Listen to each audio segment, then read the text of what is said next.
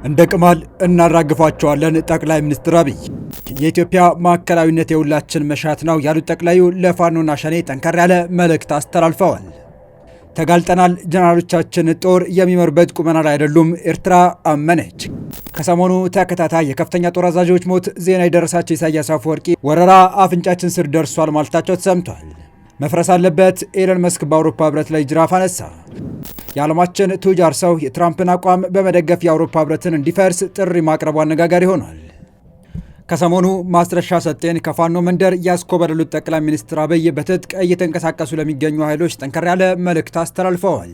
የጠቅላዩ እንደ ጸጉር ቅማል አንድ ባንድ እናራግፋቸዋለን የሚል ከባድ ማስጠንቀቂያ ለአስመራም ያልታሰበ የደውል ድምፅ አሰምቷል የተባለው በዛሬው ዕለት ለ20ኛ ጊዜ እየተከበረ በሚገኙ የብሔር ብሔረሰቦች በዓል ላይ ተገኝተው ንግግር ያደረጉት ጠቅላይ ሚኒስትር አብይ ጠላቶቻችን ብለው ጠቅልል ላደረጓቸው ኃይሎች እየመጣን ነው ብለዋል። በሌላ በኩል ደግሞ በአሰብ ጉዳይ አይቀሬ ነው ለተባለው ጦርነት ትልቅ ወታደራዊ ዝግጅት እያደረጉ የሚገኙት ኢሳያስ አፈወርቂ ከሰሞኑ በገጠማቸው ተከታታይ ክስተት ከባድ መደናገጥ ውስጥ መግባታቸው እየተነገረ ባለበት ወቅት ጀነራሎቻቸው ጦርነቱን ለመምራት የሚችሉበት ቁመና ላይ አይደሉም የሚል ዱብዳ ደርሷቸዋል እየተባለ ይገኛል። ጉዳዩን ዘርዘር አድርገን ቃኝተነዋል። ከመረጃ ጥንቅራችን በቅድመ ተከተል የምታደምጡት ይሆናል። ሰላም ውድ የሁሉ ዴይሊ ቤተሰቦች እንደምን አላችሁ? ቻናሉን ሰብስክራይብ፣ ላይክ፣ ሼር እያደረጋችሁ እስከ መረጃዎቻችን ፍጻሜ አብራችሁን ቆዩ።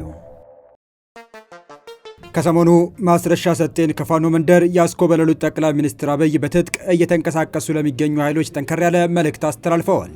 የጠቅላዩ እንደ ጸጉር ቅማል አንድ ባንድ እናራግፋቸዋለን የሚል ከባድ ማስጠንቀቂያ ለአስመራም ያልታሰበ የደውል ድምፅ አሰምቷል የተባለው 20ኛው የኢትዮጵያ ብሔር ብሔረሰቦች ህዝቦች በዓል ዴሞክራሲያዊ መግባባት ለህብረ ብሔራዊ አንድነት በሚል መሪ ሀሳብ ጠቅላይ ሚኒስትር አብይ አህመድ በተገኙበት በሆሳና ከተማ እየተከበረ ነው። በዓሉ ጠቅላይ ሚኒስትሩን ጨምሮ ከፍተኛ የመንግስት የስራ ኃላፊዎች እንዲሁም ከመላው ሀገሪቱ የተሰባሰቡ ታዳሚዎች በተገኙበት በሆሳና ከተማ በአብዬ ኤርሳሙ መታሰቢያ ስቴዲየም እየተከበረ ነው። ጠቅላይ ሚኒስትር አብይ አህመድ በሆሳና ከተማ እየተከበረ በሚገኘው 20ኛው የኢትዮጵያ ብሔር ብሔረሰቦች ህዝቦች በዓል ላይ ንግግር አድርገዋል። ለመላው ኢትዮጵያውያን የእንኳን አደረሳችሁ መልእክት ያስተላለፉት ጠቅላይ ሚኒስትር አብይ የዛሬውን በዓል ያዘጋጀውና ኢትዮጵያን ያሰባሰበውን ሀዲያን አመስግነዋል። ኢትዮጵያ አንዱ ከፍ ሌላው ዝቅ የሚልባት ሳይሆን ሁላችን የምንደምቅባት ነች ብለዋል ጠቅላይ ሚኒስትሩ። ኢትዮጵያ በሁሉም መመዘኛ ወደ ብርሃን እየተሸጋገረች ባለችበት ወቅት እንዲህ መሰባሰባችን ታሪካዊ ነው ያሉት ጠቅላይ ሚኒስትሩ ብርሃኑን ለማጉላት በህብረት መቆም አለብን ብለዋል። ኢትዮጵያን ችግሯ ብቻ ሳይሆን አቅሟን ማየት እንደሚገባ የጠቆሙት ጠቅላይ ሚኒስትር አብይ ልጆቿ በጠንካራ አንድነት በጋራ ከቆሙ ከፍታዋን ማረጋገጥ ይችላል ነው ያሉት። እንደ ድር አብረን ለነገ ትውልድ የምትመች ኢትዮጵያን በጋራ እንስራ በማለትም ጥሪ አቅርበዋል። ኢትዮጵያ የጀመረችውን አስደናቂ ጉዞ ለማስተጓጎል እንቅልፍ የሚያጡ ቢኖሩም ኢትዮጵያን ከጉዞዋ አያቆሟትም ብለዋል። የኮሎኔል በዛብህ ጴጥሮስ ልጆች አንሸማቀቅም ያሉት ጠቅላይ ሚኒስትሩ ኢትዮጵያ የአፍሪካ ተምሳሌት ሆና ትቀጥላለች ሲሉ ተናግረዋል። ዲሞክራሲያዊ መግባባት ለህብረ ብሔራዊ አንድነት በሚል መሪ ሀሳብ እየተከበረ የሚገኘው በዓል ላይ ከመላው ኢትዮጵያ የመጡ የብሔር ብሔረሰቦች ተወካዮች፣ የፌዴሬሽን ምክር ቤት አፈ ጉባኤ አገኘሁ ተሻገር፣ ምክትል ጠቅላይ ሚኒስትር ተመስገን ጥሩነህ፣ የክልሎች ርዕሳነ መስተዳደሮች፣ የከተማ አስተዳደሮች ከንቲባዎችና የፌዴራል ከፍተኛ አመራሮች በበዓሉ ላይ ተገኝተዋል። ጠቅላይ ሚኒስትር አብይ በዚህ ወቅት የሀገርን መሻትና የባንዳን ክፋት መለየት ይጠበቅብናል ያሉ ሲሆን ባዳ በክፋት የእኛን መሻት ለማጨለም ሲነሳ ኢትዮጵያውያን ለባዳ ፍላጎት መሳሪያ እንዳንሆን ሲሉም አሳስበዋል። እርስ በርስ መተሳሰር ሲገባን ክፉ እሳቤ ያለውን የባዳን መሻት በውስጣችን እንዳናስብና በታሪክ ተወቃሽ እንዳንሆን ኢትዮጵያውያን ልብ ገዝተን ሰላማችንን እናጽና ያሉት ጠቅላይ ሚኒስትር አብይ አክለውም በንግግር እንመን፣ በተሰማራንበት የስራ መስክ ሁሉ በትጋት እንስራ፣ ሌብነትን እንጠየፍ፣ የሀገር ጥቅምና የህዝቦችን ክብር እናስቀድም፣ ለዘመናዊነት ለለውጥ ክፍት እንሁን፣ ሉዓላዊነታችንንም በሁሉም መስክ እናሳካ ብለዋል። ኢትዮጵያ በብዙ ተስፋ የተሞላች ሀገር መሆኗን ያነሱት ጠቅላይ ሚኒስትሩ አያይዞም ብዙ አስደናቂ ጅማሮች ውጤቶች እያሳየች እየተመነደገች እያንሰራራች ያለች ሀገር ናት ሲሉ ገልጸዋል። ይህ መልካም ጅማሮ በፈጣሪያችን የሚደገፍ ቢሆንም በሰይጣን ትጋት ቀን ከሌት ለማደናቀፍ ሙከራዎች ይደረጋሉ ሲሉ ገልጸው ሆኖም ማንኛውም ፈተና፣ ማንኛውም ትንኮሳ፣ ማንኛውም የክፉ ሀሳብ ኢትዮጵያን ከብልጽግና ማቆም አይችልም ሲሉ አጽንኦት ሰጥተዋል። አያይዘውም እያንዳንዱ ፈተና ወደ እድል በመቀየር የኢትዮጵያን ብልጽግና እናፋጥናለን ያሉ ሲሆን የኢትዮጵያን አንድነት እናጠናክራለን፣ የኢትዮጵያን ጠላቶች እንደ ጸጉር ቅማል አንድ ባንድ እናራግፋለን ሲሉ ተናግረዋል። በመጨረሻም ኢትዮጵያ ለአፍሪካውያን ወንድማማቾችና እህቶቻችን የብልጽግና ምልክትና ምሳሌ ትሆናለች ሲሉ ገልጸው በሰላም እንደጀመርን በሰላም እንጨርሳለን፣ እኛ የኮሎኔል በዛብህ ልጆች አንሸማቀቅም፣ በጀግንነት የጀመርነውን በጀግንነት እንጨርሳለን ብለዋል። በተያያዘ መረጃ ጅማ ከተማ 21ኛውን የብሔሮች ብሔረሰቦችና ህዝቦች በዓል እንድታዘጋጅ በይፋ ተመርጣለች። ጅማ ከተማ በቀጣይ ዓመት የሚከበረውን 21ኛው የብሔር ብሔረሰቦች ህዝቦች በዓል እንድታዘጋጅ ተመርጣለች። የማዕከላዊ ኢትዮጵያ ክልል ርዕሰ መስተዳደር እንዳሻጣሰው የዝግጅቱን ሰንደቅ ዓላማ ለኦሮሚያ ክልል ርዕሰ መስተዳደር አቶ ሽመልስ አብዲሳ አስረክበዋል። በቀጣይ መረጃ ኤርትራ የሞቱት ጀነራሎች ምክንያት አድርገው ሊወሩን ተዘጋጅተዋል ስትል ክሷን አሰምታለች። ኤርትራ ተዳክማለች ብላችሁ እንዳታስቡ ሲሉ የኢሳያስ አፈወርቂ አስተዳደር በይፋዊ መግለጫ ማስጠንቀቂያ ሰጥቷል። ጀነራሎች ሊወሩን ነው፣ ኤርትራ የሞቱት ጀነራሎች ምክንያት አድርገው ሊወሩን ተዘጋጅተዋል ስትል ክሷን አሰምታለች። ኤርትራውያን ተዳክማለች ብላችሁ እንዳታስቡ ሲሉ የኢሳያስ አፈወርቂ አስተዳደር በይፋ መግለጫ ማስጠንቀቂያ ሰጥቷል። ኤርትራ ይህን ያለችው በማስታወቂያ ሚኒስትሯ የማነ ገብረ መስቀል በኩል ይፋ ባደረገችውና በሆርን ሪቪው ድረገጽ ላይ ለታተመ ትንታኔ በሰጠችው ምላሽ ነው። የኤርትራው ማስታወቂያ ሚኒስቴር የማነ ገብረ መስቀል በትናንትናው ዕለት ባጋሩት ልጥፋቸው ከሆርን ሪቪው መልእክት ጀርባ የብልጽግና እጅ አለበት ሲሉ ወቅሰዋል። ከሳምንት በፊት የተጋራውና የኤርትራ ከፍተኛ አመራሮችና የፕሬዝዳንት ኢሳያስ አፈወርቂ የቅርብ ሰዎች ተከታታይ ህልፈት ከባድ ስጋት መለቀኑ ያመለከተው የድረገጹ ትንታኔ ሲያነጋግር መቆየቱ ይታወቃል።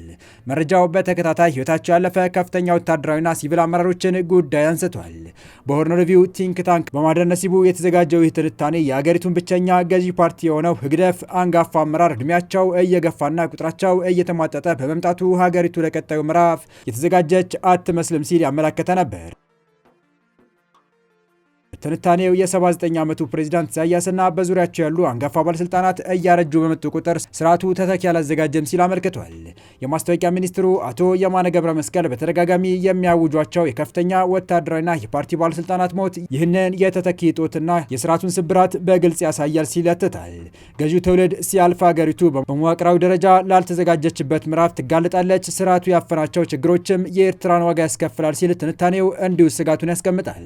ስርዓቱ ስልጣን ሙሉ በሙሉ በነጻነት ታጋዮች እጅ ያቆየ ሲሆን ወጣቱን ዋሪሳዊ ትውልድን ግን ራሱን ችሎ እንዳይቆም አድርጎታል። ዋሪሳዊ ትውልድ ዜግነታዊ ኃላፊነቶች እንዲሸከም ተደርጓል፣ ነገር ግን ራሱን የቻለ እይታ ወይም ሀሳብ እንዳይፈጥር ተደርጓል ይላል። ይህም ወጣቱ ትውልድ በመንግስት ላይ ጥገኛ እንዲሆንና ሀገርን የመምራት ክህሎት እንዳያዳብር አድርጎታል ሲል ትንታኔው ቀጣይ የኤርትራ ዕጣ ፈንታ ላይ ጥያቄ ምልክት ያስቀምጣል። በዚህ ጉዳይ በትላንትናው ዕለት ይፋዊ መግለጫ የሰጡት የኤርትራው ማስታወቂያ ሚኒስቴር የማነ ገብረ መስቀል ብልጽግና የሚጎስማቸው የጦርነት ፕሮፓጋንዳዎች ውሃ የማያነሱ ከአመክንዮ የራቁ ናቸው ሲሉ ተችተዋል። የባህር በር አገኛለሁ በሚል ታሪክ ሲከልስና ሲያጣጥመው ቆይተዋል ሲሉ ትችታቸውን የቀጠሉት የማስታወቂያ ሚኒስትሩ አሁን ላይ ከዚሁ ተሻጋሪ ምክንያት በራቀ መልኩ የጦርነት ፕሮፓጋንዳ ላይ ናቸው ሲሉ ወቅሰዋል። በዚህ መንገድ በህይወታቸው ከፍተኛ ተልዕኮ አሳክተው ተከብረውና በእድሜያቸው በተፈጥሮ ህይወት ያረፉትን የኤርትራ ጀግኖች ላይ ማሾፍና ማዋረድ ይዟል ሲል የማነ ወቅሷል። የኤርትራ ወታደራዊ አዛዦች እልፈት በብልጽግና በኩል እንደ ጥሩ አጋጣሚ ተቆጥሯል ሲል የገለጹት የማነ የተፈጥሮ ሂደት ነው፣ ጀግኖች ግን ከመቃብር በላይ ታሪክ ሰርተዋል ሲሉ አመልክተዋል። የዋርሳ ትውልድ ኤርትራን የማይደፈር ሉዓላዊነትና የግዛት አንድነት ለማስጠበቅ ብቃቱን ያረጋገጠ ነው ያሉት የማነ በዋርሳ ትውልድ ስጋት አለን በሚል ከብልጽግና በኩል የተሰማው ከሀዘኔታ አይደለም ሲሉ አጣጥለዋል። በሌላ መረጃ ቱጃሩ ኤለን መስክ አውሮፓ ህብረት እንዲፈርስ ጥሪ ያቀረቡ። አውሮፓ ህብረት ከፕሬዚዳንት ዶናልድ ትራምፕ ሳይቀር ትችት እየተሰነዘረበት ይገኛል። ቱጃሩ መስክ ጥምረቱ እንዲዘጋ ጥሪ ያቀረበው ኤክስ የተሰኘ ማህበራዊ ትስስር ገጽ $163 ሚሊዮን በአውሮፓ ህብረት መቀጣቱን ተከትሎ ነው።